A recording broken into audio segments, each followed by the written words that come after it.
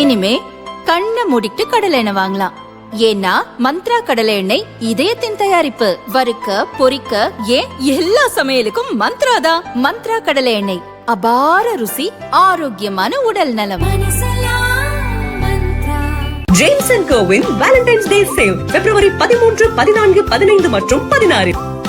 Happy Valentine's Day. மதுரையில் பிரதமர் மோடி பங்கேற்க உள்ள தேசிய ஜனநாயக கூட்டணி பிரச்சார பொதுக்கூட்டத்துக்கான முகூர்த்த கால் நடப்பட்டது. டெய்லி டிவியில் பேட்டி கொடுக்காரு இந்திய தேசிய காங்கிரஸ், டெய்லி டிவியில் பேட்டி கொடுக்காரு. திமுக சட்டமன்ற உறுப்பினர் தளபதி பேசின பேச்சுக்கு திமுக வருத்தம் தெரிவிக்க வேண்டும் அப்படின்னு சொல்லியிருக்காங்க.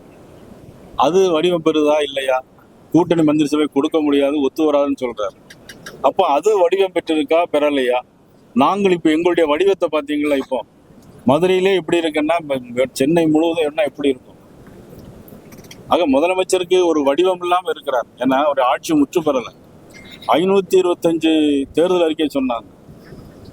கிட்டத்தட்ட ஒரு 70 தேர்தல் அறிக்கையை தவிர மீது ஒரு 90 தேர்தல் அறிக்கை பாட்டிலே நிறைவேற்றிருக்காங்க. மீதி எல்லாமே நிறைவேற்றப்படலை. இன்னைக்கு மருத்துவமனையில் செவிலியர்களாக இருக்கட்டும், துப்புரவு பணியாளர்களாக இருக்கட்டும், இன்னைக்கு இடைநிலை ஆசிரியர்களாக இருக்கட்டும், அரசு ஊழியர்களுடைய ஓய்வூதிய பென்ஷனாக இருக்கட்டும், எதுவுமே முற்று பெறலை. ஒரு முற்று பெறாத ஒரு ஆட்சி, தேர்தல் அறிக்கை நிறைவேற்றாத ஒரு ஆட்சி. சகோதரி கனிமொழி என்ன சொல்றாங்கன்னே தெரியல. அவங்களும் இன்னைக்கு ராகுல் காந்தியை போய் காம்ப்ரமைஸ் பண்றாங்க. அப்ப எதுக்கு? எந்த கூட்டணி ஒத்து வரல? எது வடிவம் பெறல? காங்கிரஸ் கட்சி திமுக இருக்குமா இருக்காதாங்கிறத கேள்விக்குறியா இருக்கு. இன்றைக்கு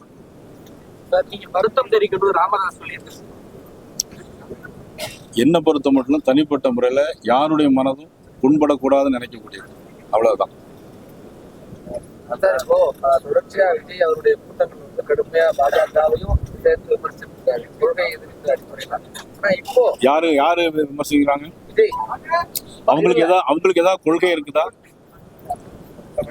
அவங்களுக்கு இருக்க கொள்கையை பதில் ஒரு புஸ்தகம் போட்டு இது எங்களுடைய கொள்கை, இந்த கொள்கைக்கு மாறானது பாரதிய ஜனதா கட்சி அப்படின்னு சொன்னா பரவாயில்ல. கொள்கைன்னு மட்டும் வெறும் பேப்பர்ல மட்டும் எழுதி வச்சிருந்தா எப்படி அதை ஒத்துக்கொள்ள முடியும்? ஜேபி நட்டா அவர்களிடம் பேசி 7.5% வாங்கி தந்தவர் அண்ணன் யூபிஎஸ். அதனாலதான் இன்னைக்கு சாதாரண கிராமத்தில் உள்ள பிள்ளைகளும் இன்னைக்கு மருத்துவக் கல்லூரி படிக்கிறாங்க. அது முடிச்சுட்டேன் நான், அது அப்படியே முடிச்சுட்டேன். இப்போ உங்களை பத்தி கடமை விமர்சித்தார் விஜய்.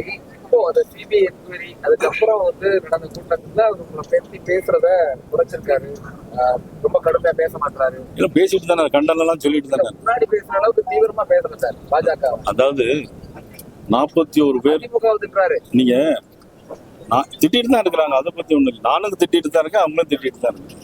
41 பேர் இறந்து போனாங்க. அதற்கு தமிழக அரசும் காரணம், மதிப்புக்குரிய விஜயும் காரணம். 12 மணிக்கு வரேன்னு சொல்லிட்டு 7 மணிக்கு வர்றாங்க. எந்த குடிக்க தண்ணி கூட ஏற்பாடு செய்யல. அதே மாதிரி இப்ப கூட ஒருத்தர் இறந்து போயிட்டாரு சேலத்துல. அவருக்கு எல்லாரும் கூட்டத்திலையும் இறந்து நல்ல சகுனம் தானே அது அவங்களுக்கு. 5000 ரூபாய் மகளிர் உரிமை தொகை கொடுத்தது மக்கள் வந்து தமிழக முதல்வருக்கு நன்றி சொல்றாங்கன்னு சொல்லி தமிழக துணை முதல்வர் உதயநிதி ஸ்டாலின் சொல்றாரு சார்.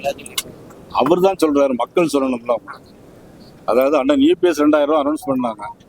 அதை காப்பி அடிச்சு இவங்க முதலமைச்சர் வந்து 2000 ரூபாய் நாங்களும் தர்றோம் அப்படின்னு கேட்டா நீதிமன்றத்துக்கு போய் தடுத்து நிப்பாட்டிடுவாங்க அப்படின்னு சொல்லிட்டு கூட 2000, கோடைகால விடுமுறை 1000. இதுவரையில் இந்திய அரசியல் வரலாற்றுல எந்த முதலமைச்சரும் செய்ய மாபெரும் சாதனை அண்ணன் செஞ்சிருக்காரு.